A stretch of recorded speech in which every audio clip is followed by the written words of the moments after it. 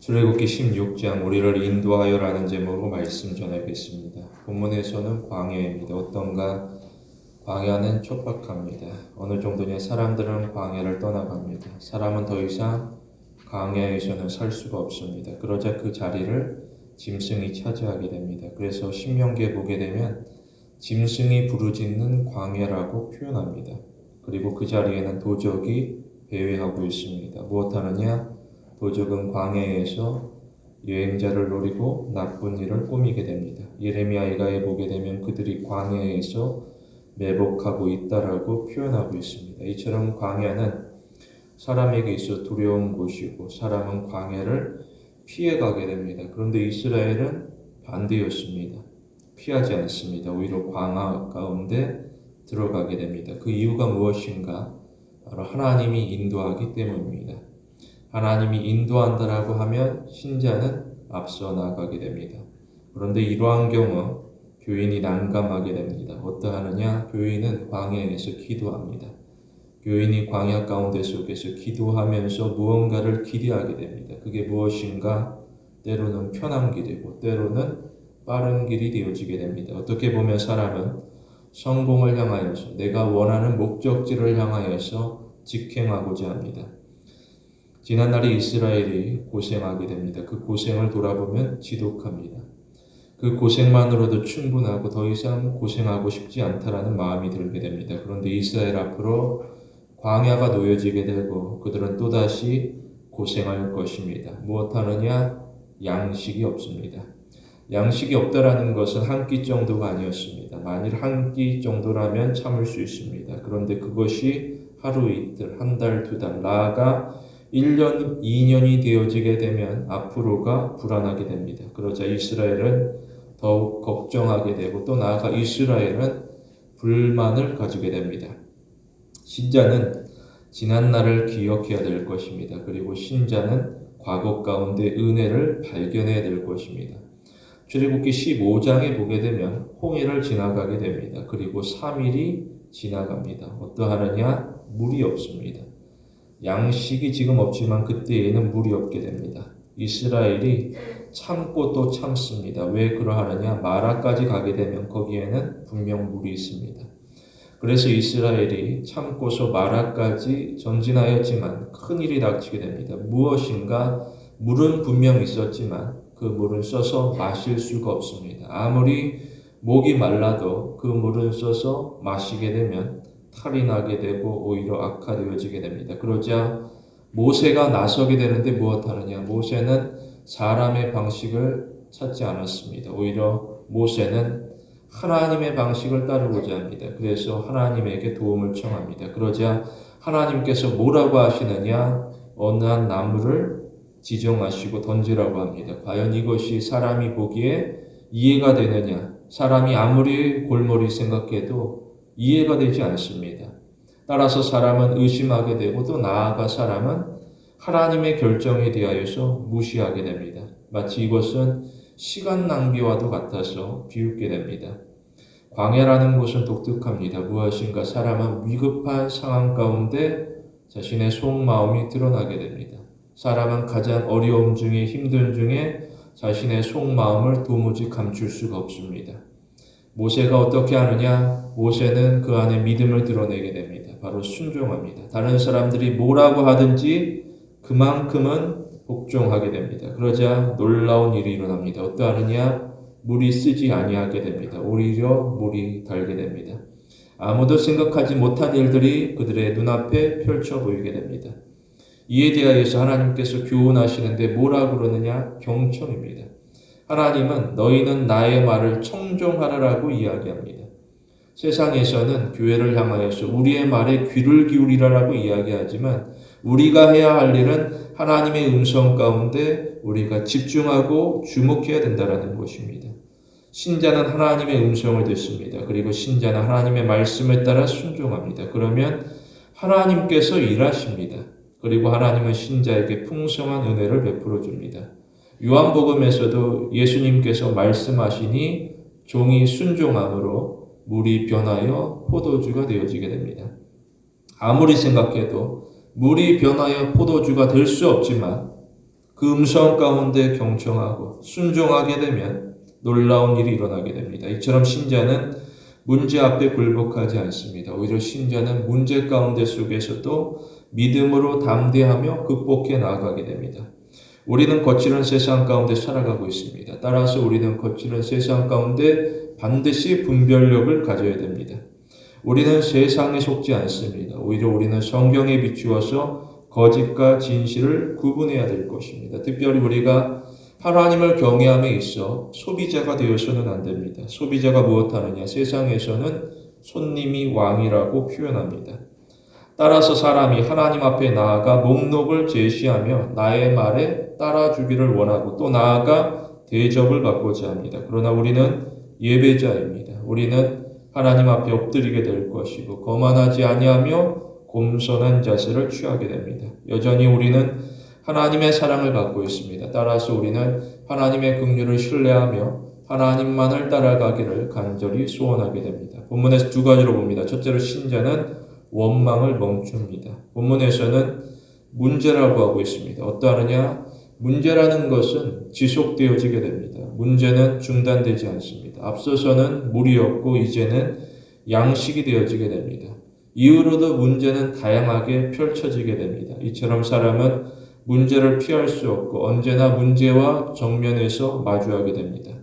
신자가 무엇하느냐? 간단합니다. 신자는 하나님에게 도움을 청해야 될 것입니다. 앞서 모세가 보여주고 있습니다. 그 모습을 모두가 보았습니다. 그리고 모두가 그 은혜를 경험하였습니다. 그런데 이스라엘은 거부하게 됩니다. 대신 이스라엘은 원망하게 됩니다. 왜 그러하느냐? 이스라엘은 실망하고 있습니다. 사람은 저마다 계획이 있습니다. 그리고 사람은 계획을 이루기 위하여서 수고하게 됩니다. 그런데 나의 수고에 비하여서 하나님께서는 일하지 아니하시고 협조하지 않습니다. 오히려 하나님께서 방해하는 것만 같습니다. 그래서 이스라엘은 더 이상 하나님을 붙들지 않습니다. 무엇하느냐? 그들은 원망하는데 다시 말해 그들은 과거를 왜곡합니다. 그리고 그들은 지난날 가운데 불만을 토해내게 됩니다. 돌아보면 애굽이 어떠하느냐? 그들이 생각하기에 애굽은 그리 나쁜 것은 아니었습니다. 오히려 괜찮습니다. 왜냐? 비록 노동하게 됩니다. 힘든 나날을 보내게 됩니다. 그렇지만 그 땅에는 양식이 있습니다. 그리고 그 양식은 풍족하게 됩니다. 어느 정도냐? 고기를 먹을 때도 있었고 떡을 먹을 때도 있었습니다. 그것도 조금이 아니라 배가 부를 정도로 그들은 먹고 마시게 됩니다. 이처럼 이스라엘은 지난날의 일들을 미화하게 됩니다. 그리고 지금의 불만에 대하여서 합리화하게 됩니다. 그렇다고 하면 이 모든 잘못은 누구냐? 하나님이라는 것입니다. 나의 잘못이 아니라고 주장하게 됩니다. 이것이 바로 죄인의 특징이 되어지게 됩니다. 무엇하느냐? 악인은 죄를 회개하지 않습니다. 오히려 악인은 죄를 포장하여서 자신이 하는 일을 정당하게 여기게 됩니다. 창세기 3장에 보게 되면 아담이 죄를 짓게 됩니다. 아담은 하나님이 금한 선악과를 먹게 됩니다. 그러자 아담이 무엇하느냐? 아담은 그 일 가운데 숨어들게 됩니다. 하나님께서 아담을 찾고 부르지만 아담은 나타나지 않았습니다. 아담은 두렵고 떨리는 마음 가운데 하나님의 진노로부터 도망가고자 합니다. 이것이 죄인의 모습입니다. 그런데 아담은 하나님으로부터 완벽하게 도망갈 수는 없습니다. 그러자 아담이 끝내 무엇하느냐? 아담은 하나님을 탓합니다. 뭐라고 하느냐? 아담이 하는 말은 하나님이 주신 여자가 나에게 그 나무 열매를 주므로 내가 먹었다라고 말하게 됩니다. 끝까지 아담은 죄를 인정하지 않습니다. 오히려 아담은 죄를 부정하게 됩니다. 그렇다라고 해서 그의 죄가 사라질 것이냐? 그렇지 않습니다. 그럼에도 사람이 어리석습니다. 사람은 불만을 그치지 아니하게 되고 오히려 불만이 더욱더 심해지게 됩니다. 나아가 사람이 그 불만 가운데 중독되어서 빠져나오지 못합니다. 이처럼 사람은 구실을 찾게 되고 어떻게 해서든지 죄로부터 자신을 정당화하고자 하게 됩니다. 따라서 진짜 문제라는 것은 광야가 아닙니다. 오히려 진짜 문제는 마음이 되어지게 됩니다. 신자는 자신의 마음을 열어야 될 것입니다. 그리고 신자는 하나님 앞에 올려드리며 하나님의 거룩하심 앞에서 항복해야 될 것입니다. 누가 하나님을 이길 수 있느냐? 아무도 없습니다. 그런데 사람은 욕심이 있습니다. 사람은 욕심을 통제하지 못합니다. 그래서 때로는 극단적인 일을 행하기도 합니다. 이처럼 사람이 욕심에 이끌려서 나아가 하나님까지도 이기고자 하게 됩니다. 하나님이 원하는 것은 선을 행하는 것입니다. 그러나 이 땅 가운데 두고는 악을 행하는 일들을 우리가 목격하게 됩니다. 이를 통하여서 그들이 원하는 것을 얻고자 하는 모습을 우리는 알 수 있습니다. 그런데 비단 그것이 그들만의 일인가? 그렇지도 않습니다. 때때로 나의 일이 될 수도 있습니다. 사실 교인이 그렇게 할 필요가 없습니다. 왜 그러하느냐? 하나님은 완전히 선합니다. 그리고 하나님은 완전히 사랑합니다. 따라서 신자는 하나님을 의지합니다. 그러면 하나님께서는 기뻐하시고 우리 가운데 가장 귀한 것을 더하시게 됩니다. 우리는 종교적 행위로서 하나님을 섬기는 것이 아닙니다.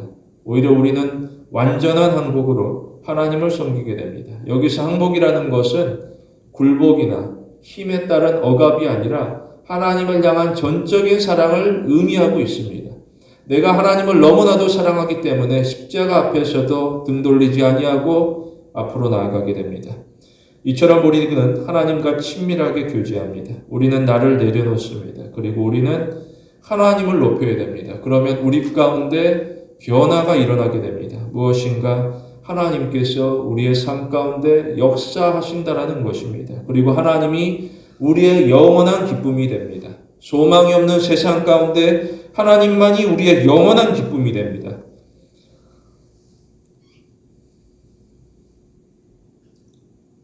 우리는 하나님의 임재하심을 바라보게 됩니다.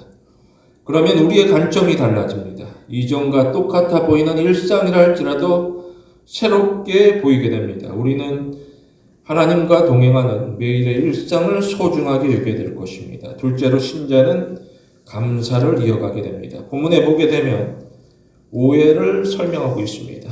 무엇하느냐? 사람들이 오해하게 됩니다. 그것은 바로 하나님의 사랑이었습니다. 과연 하나님께서 나를 사랑하시느냐? 왜 하나님이 우리로 광야로 인도하느냐? 왜 하나님이 우리로 고생하게 하느냐? 어떻게 보면 하나님이 때때로 바로왕과 유사하게 보이는 경우가 있습니다. 바로왕의 목적이 무엇인가? 그것은 이스라엘의 멸망입니다. 그들의 죽음입니다. 그래서 바로왕은 두 가지를 실행하게 됩니다. 무엇인가? 중노동입니다. 그리고 유아 살해입니다. 조금도 주저하지 않았습니다. 이를 통하여서 이스라엘은 마음이 무너지게 됩니다. 뭐라고 하느냐? 오늘 3절에서 이스라엘은 죽음을 언급하고 있습니다. 그들은 이 땅이 싫습니다. 그래서 그들은 고통 없는 죽음을 요청하게 됩니다. 그런데 하나님의 계획이라는 것은 달랐습니다. 무엇인가? 신앙의 성숙입니다. 하나님은 고통 가운데 있는 이스라엘을 치료하시고 또한 소망이 없는 이스라엘을 회복하시고자 합니다. 신자는 낙심하지 않습니다. 신자는 하나님이 주시는 소망을 가슴에 품어야 될 것입니다.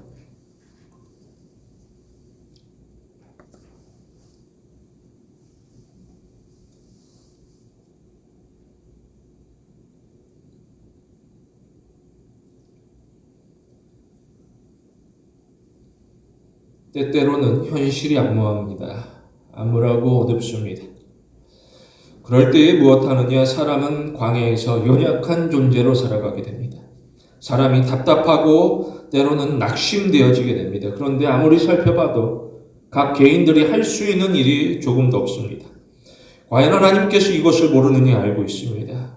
그럼에도 불구하고 하나님은 신자에게 기대를 가지고 있습니다. 그래서 때때로 교인은 더욱더 부담이 되어지게 되고 불편하게 됩니다. 무엇하느냐? 교인은 이 어려운 상황 가운데 도망가고 싶습니다. 숨어버리고 싶습니다. 때로는 쉬고 싶습니다. 그런데 하나님께서는 도무지시지 않습니다. 하나님은 신자를 재촉하시며 또한 신자에게 추격하시며 다그치시게 됩니다. 마가복음 6장에 보게 되면 제자들이 사역합니다. 힘든 일들이 이어지게 됩니다. 사람들은 모여들게 되고 끊임없이 요구합니다. 어느 정도냐? 제자들은 신경 쓸 겨를이 없습니다. 제자들 역시도 배가 고프고 집으로 돌아가고 싶지만 계속해서 일들은 주어지게 됩니다. 시간이 지나가게 되고 어두운 저녁이 찾아오게 됩니다. 이제는 집으로 돌아갈 시간이 되었습니다. 이제는 제자도 휴식할 것입니다. 그런데 예수님께서는 사람들을 그대로 돌려보내지 않았습니다. 오히려 사람들을 멈춰 세우게 됩니다. 뭐라 하느냐? 예수님은 제자를 부릅니다. 다른 누구가 아니라 제자를 부릅니다. 그리고 제자들 가운데 너희가 먹을 것을 주라라고 이야기합니다. 자신을 돌아보니 어떠하느냐? 당황스럽습니다. 아무것도 가진 것이 없습니다. 그리고 해야 할 것이 무엇이 있느냐? 돌아봐도 빈들입니다. 황량한 가운데 과연 양식을 구할 수 있겠느냐? 없습니다. 특별히 나 자신을 돌아보면 어떠하느냐? 지치고 피곤하고 힘이 들며 식사도 대접 제대로 하지 못하게 됩니다. 그런데 예수님께서는 제자에 대하여서 무심한 듯 보입니다. 무엇인가 계속해서 일을 만들어가게 됩니다. 그리고 계속해서 일을 하느라고 재촉하는 것 같습니다. 이에 대하여 사람이라고 하면 불만을 가질 수 있고 불만이 누적되어서 어느 순간 폭발할 수도 있습니다.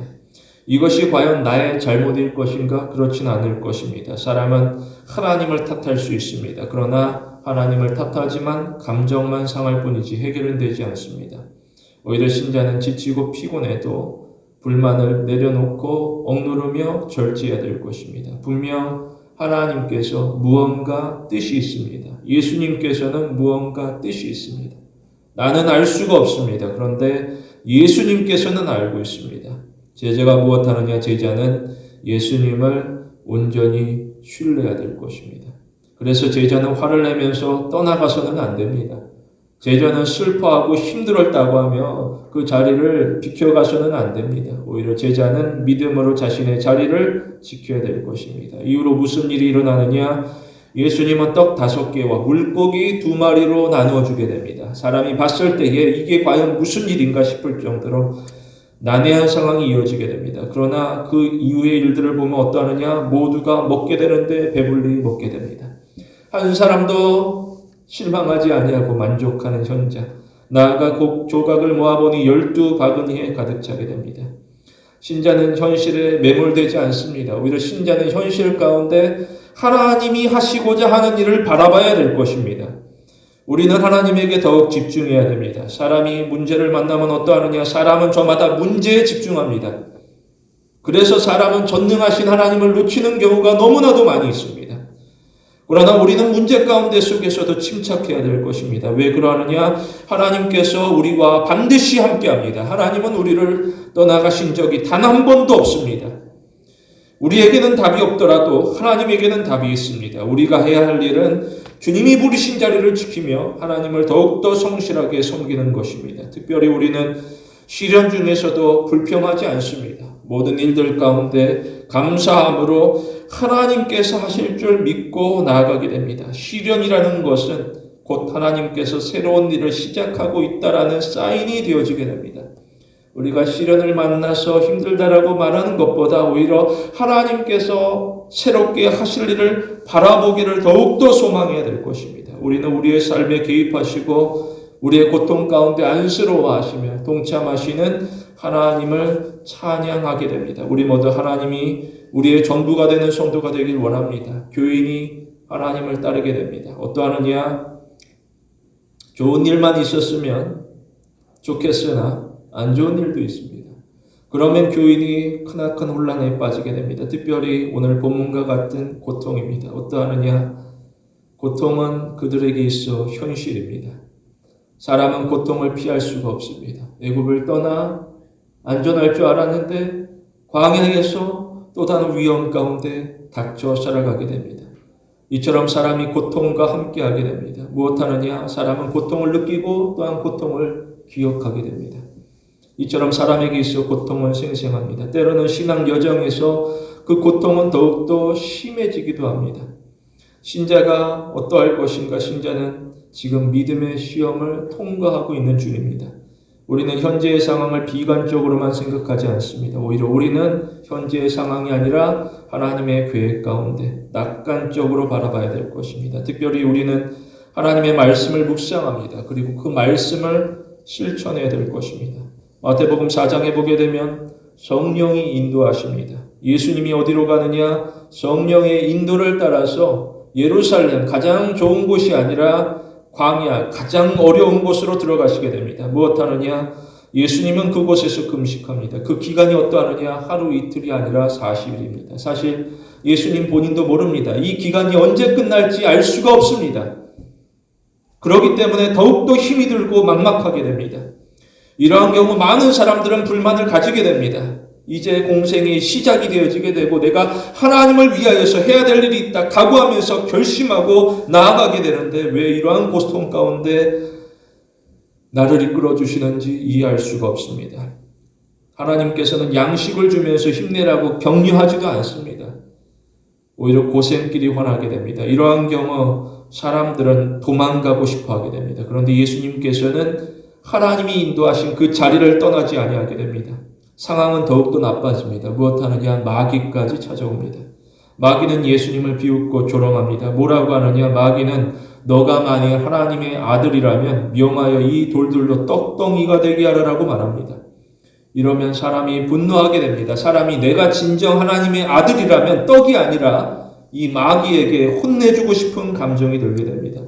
그런데 예수님은 차분합니다. 뭐라고 하느냐? 예수님은 사람이 떡으로만 살 것이 아니라 하나님의 입으로부터 나오는 모든 말씀으로 살 것이라고 이야기합니다. 이게 무슨 뜻인가? 나는 하나님의 주권에 복종하겠다라는 것입니다. 하나님은 살아계시고 반드시 역사하신다. 따라서 나는 하나님의 주권에 완전히 복종하겠다. 우리는 고난에 대하여서 불만으로 대응하지 않습니다. 오히려 우리는 고난에 대하여서 약속으로 대응합니다. 우리는 성경대로 생각하고 성경대로 순종합니다. 분명 고난이라는 것은 힘들고 어려운 일입니다. 그러나 우리는 고난에 쉽게 무너지지 않습니다. 오히려 우리는 고난 중에도 우리 각자에게 주어진 역할에 최선을 다합니다. 그러면 하나님께서 우리를 통하여서 하나님의 역사를 나타내실 것입니다. 우리의 일을 통하여서 우리를 증거하는 것이 아니라 우리의 하는 일을 통하여서 하나님이 드러나기를 소망하는 것이 바로 신앙입니다. 우리는 세상에서 하나님의 백성이 어떻게 살아가야 하는지 보여줄 책임이 있습니다. 우리는 거룩한 신앙 여정을 피하지 않습니다. 오히려 힘써 참여하게 됩니다. 우리는 우리의 삶 가운데 나의 연약함이 아니라 하나님의 전능하심이 드러나기를 소원해야 될 것입니다. 바로 이를 위하여서 우리는 부르심을 받았습니다. 우리 모두 하나님의 약속을 강하게 붙드는 성도가 되길 원합니다. 말씀을 맺겠습니다. 우리는 신앙 여정에서 인내하게 됩니다. 때로는 고난이 있고 유혹이 있습니다. 그러할지라도 우리는 세상으로 돌아가지 않습니다. 오히려 우리는 하나님이 다스리는 나라를 사모합니다. 성도 여러분, 우리의 시선을 하나님에게 고정하는 귀한 신앙의 성도가 되길 원합니다.